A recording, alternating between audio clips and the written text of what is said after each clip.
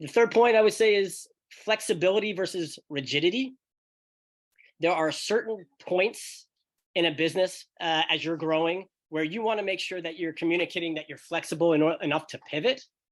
But pivoting also does not necessarily mean that I'm going to take a gaming company and turn it into an oil exploration company, right?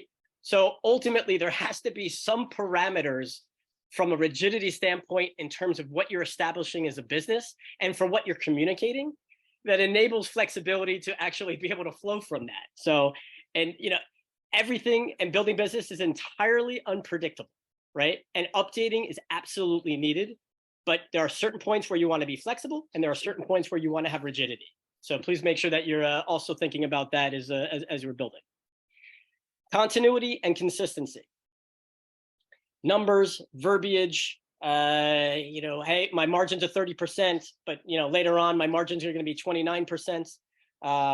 My business, I'm going to hire 3 people, but maybe later I'm going to hire 5 people. Again, this comes down to very simple. Have you really thought through every step? Do you understand the business as well as you're saying you in this plan understand the business?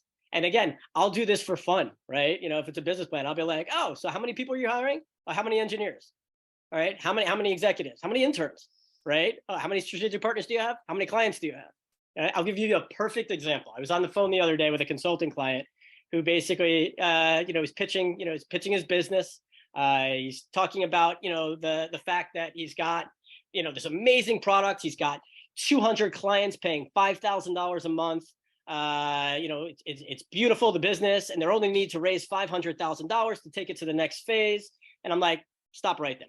You just told me you have 200 signed clients paying $5,000 a month, and you need to raise $500,000. Why are you talking to me? Right? That does not make any logical sense whatsoever. This is a very experienced C-level executive who I was talking to, and it's like, well, no. Those clients, like, those are over 3 years, and ultimately, we've got a little bit of work to get some of those contracts. You probably, it's a little bit. I'm like, well, how many do you have now? Well, not any of them are signed, but that's all part of the contract. Oh, so you don't have 200 clients paying you $5,000 a month. You have a forecast and a plan to acquire 200 clients paying $5,000 a month. Well, honestly, that right there, just that point and that hyperbole, right? Be very, very careful how you use hyperbole when you're in a pitch, because ultimately you start steamrolling, you get excited. I'm going to do this, I'm going to do this and this and this and this. But then ultimately you're going to find that your excitement will get ahead of you to the point where you're not consistent with the actual plan that you're trying to build. And that becomes a big, big, big, big problem.